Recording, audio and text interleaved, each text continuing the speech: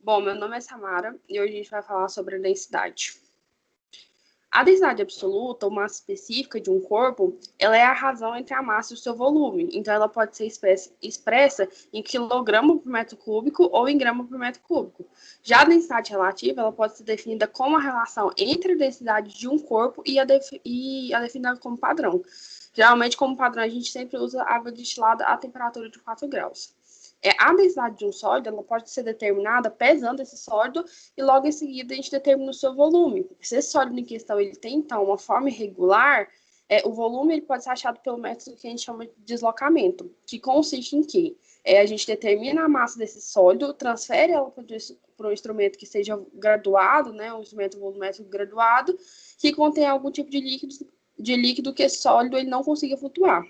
O sólido, então, ele vai deslocar o volume do líquido igual ao seu volume. A densidade dos líquidos ela pode ser determinada como analogia também à densidade dos sólidos. Então, a gente mede a massa e determina o seu volume. Em alguns casos, pode acontecer, no caso dos líquidos, né, que uma pequena alteração da temperatura ela pode afetar o valor da densidade. Uma das técnicas que a gente mais usa para medir a densidade é o método do picnômetro, que é um vidro de fundo chato equipado com uma rolha de vidro onde passa um canal capilar. Os objetivos, então, é determinar a densidade de líquidos e sólidos através do biquinômetro. No experimento 1, a gente determinou a densidade de líquidos e no experimento 2, densidade de sólidos, no caso, o sólido usado foi o cobre. Como metodologia, que seria a parte experimental, na determinação da densidade de um líquido, a gente primeiro pesa a massa do piquenômetro vazio, retira a tampa, enche totalmente o recipiente com o líquido estudado, coloca a tampa em um movimento firme e contínuo, observa a incidência de bolha, com alguns toques leves, retira essas bolhas e repete esse movimento, se necessário, limpa o exterior do piquenômetro com papel absorvente e mede novamente a massa do piquenômetro com o líquido, e aí você tem o dado para calcular a densidade. Para a metodologia, a parte experimental de sólidos, então, para determinar a densidade relativa de um sólido com o piquenômetro, a gente colocar a água no piquenômetro, tem a marca de referência, né? Pode ser usado conta-gotas. Observa se tem bolhas, e a gente retira com alguns toques leves. Seca o exterior desse piquenômetro com papel absorvente. Seca o interior do piquenômetro também. Pesa ele chega até a marca de referência juntamente com o vidro relógio e a gente tem a massa 1.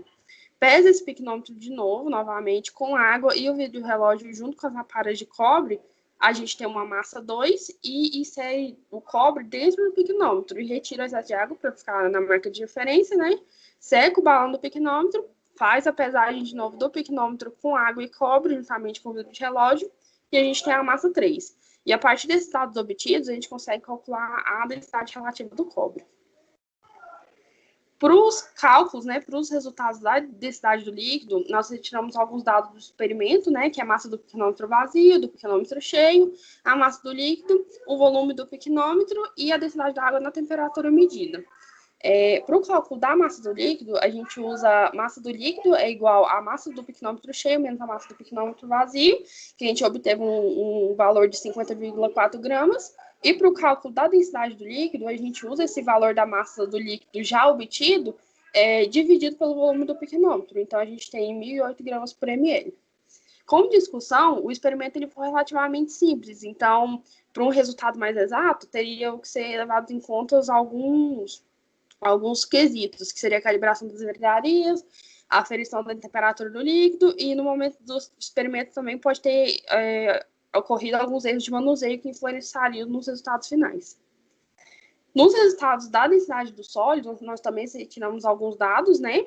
Estados na parte experimental, que seria M1, M2 e M3, a densidade relativa da amostra a 20 graus, a densidade relativa da amostra na literatura e o erro relativo. Para o primeiro cálculo, então, a gente faz a densidade relativa é igual a fórmula usada, né? É massa do cobre sobre massa da água. A gente utiliza as três massas, M1, M2 e M3. E como resultado da densidade relativa no experimento, a gente tem 8.800 gramas.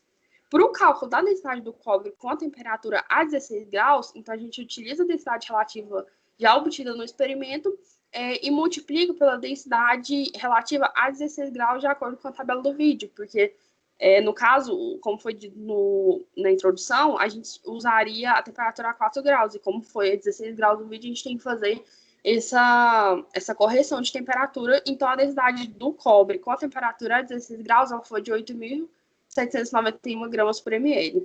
E aí a gente também calcula um erro percentual para ver se esses valores eles batem o valor experimental com o valor tabelado literário. De fórmula, a gente usa o valor experimental menos o valor tabelado literário, dividido pelo valor tabelado literário, vezes 100. E no nosso experimento, então, a gente teve um erro percentual relativo de 1,11%. Como discussão, então, de acordo com os resultados do cálculo, a gente pode ver que o valor de densidade ela não equivale à literatura. O pignômetro ele continua sendo um aparelho que melhor nos fornece esses dados sobre a densidade, e essa diferença da literatura ela pode ter sido por alguns erros que a gente chama de erros operacionais. Por exemplo, bolhas de ar ainda restantes no pignômetro, a calibração incorreta da balança, a amostra encaixe do exterior do aparelho. Então, nós concluímos que o pignômetro é um excelente meio de aferição de medida de densidade, e nesse experimento foi possível obter os resultados para a densidade da água do cobre. A densidade da água obtida foi de 1.008 gramas por ml, a densidade relativa do cobre a 16 graus que a gente obteve foi 8.791 gramas por ml, com um erro percentual relativo de 1,11%. Aí estão as referências utilizadas, que é a dos 2 vídeos, e 2 referências literárias. Essa foi a apresentação do meu trabalho de densidade. Muito obrigada.